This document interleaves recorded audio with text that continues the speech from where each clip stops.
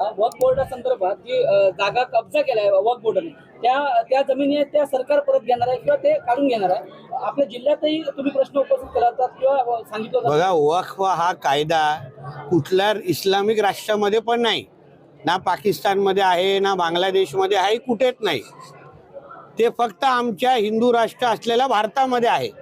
आणि आता देशाचे पंतप्रधान आदरणीय नरेंद्र मोदीजींचं सरकार जे काय वक्फ बिल जे आणतंय, जे अमेंडमेंट त्याच्यामध्ये सुचवतंय, त्याच्यामुळे मोठ्या प्रमाणामध्ये हिंदू समाजाची जे काही जमिनी जे घेतलेल्या आहेत, बडकवलेल्या आहेत, कब्जा केलेल्या आहेत जबरदस्तीने, आणि त्यासाठी त्यांना न्याय मागण्याचा पण हिंदू समाजाला जेव्हा अधिकार नसतो, ते मिळत नाही, तो सगळा अधिकार त्या सगळ्या जमिनी आता हिंदू समाजाला परत देण्याचं काम हे आमचं नरेंद्र मोदीजींचं सरकार करत आहे।